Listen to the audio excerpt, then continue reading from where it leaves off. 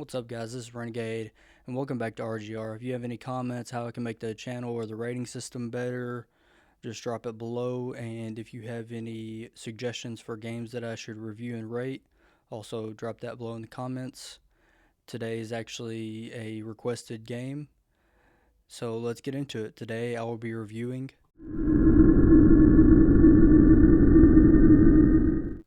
Alright, guys, today is Bioshock, and I want to thank 420 Blaze for requesting this game. I'm actually on playing Bioshock 2 right now, so I'll do that one and Bioshock Infinite. So let's get into it.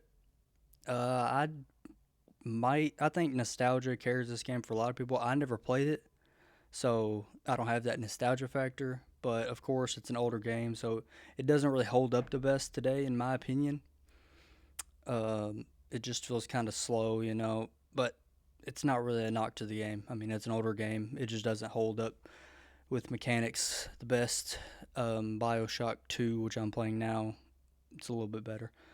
But Bioshock 1, the story really carries this game. I'll get into that later on in the video. But another thing I just wanted to add, I struggled a lot with the elite bouncers. Maybe I just did not pick up the mechanics well. The whole game felt awkward to me. But I struggled a lot with the elite bouncers when they'd rush. I just couldn't. I figured it out. I mean, I beat the game, but it was definitely difficult. The bouncers were harder than the final boss. The final boss was way too easy, in my opinion. But you'll find that out if you play it for yourself. So let's get into these ratings. I have gameplay. So the player feels really slow and sluggish, and it doesn't really balance well because the game doesn't. You're not a tank, so you can't just tank infinite damage. So it's pretty difficult to get the hang of to get through it, but it was still enjoyable. I got through the whole game, beat it. But I gave gameplay a 5 out of 10. It just doesn't feel like it holds up well, so I had to give it just mid, 5 out of 10 rating. And there's no multiplayer co-op, so no rating for that.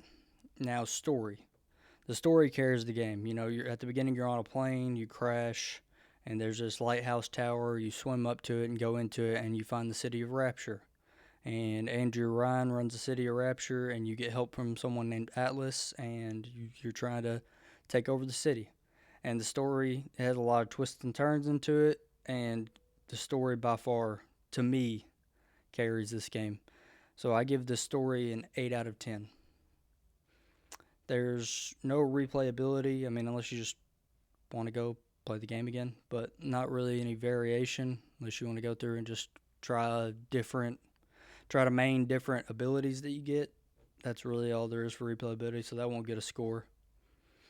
Now, monetary value here. So I have PlayStation Extra, so I got 1 and 2 for free. But Steam has one at $5, so I'll just go based off that because everybody's not gonna have PlayStation or PlayStation Extra.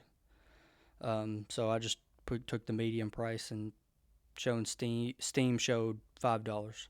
So off that, I had 10 hours of gameplay in this game. It took me 10 hours to beat, so it's not. Yeah, it's just a linear story game. You can beat it pretty quick. Doesn't take up too much time. So at $5, that's about 50 cents per hour. So just at that price alone, I mean, $5, I definitely recommend getting it, even if it wasn't my favorite game. Still, for $5, there's definitely, the story is amazing. Just to experience the story, it's well worth it at 50 cents an hour. So I gave monetary value a 9.5 out of 10. And fun.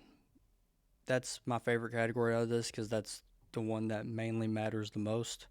And I didn't have the best time with it. I didn't think it was either the worst game either, but definitely the price and the story carries this game in my opinion.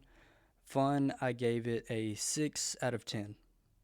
It's a little over the middle of the road, it's better than some games that I have to review, and it's going to be worse than games that I've reviewed. So, with that being said, the overall rating came out to a 7.13 out of 10. Like I said, the monetary value and story really it raised the rating of this game up quite a bit. But that's just how the rating system works. It's a whole package, top to bottom. I try to get all elements of a game into the rating, so it can't just be crushed by one thing. With all that being said, y'all let me know if there's any other games that you'd like me to review and rate. I'm working on Bioshock 2 and Infinite right now, so let me know any more games you'd like me to review. And also, let me know if there's any way I can make this channel or the rating system better. Alright, I'll catch y'all on the next one. Thank you.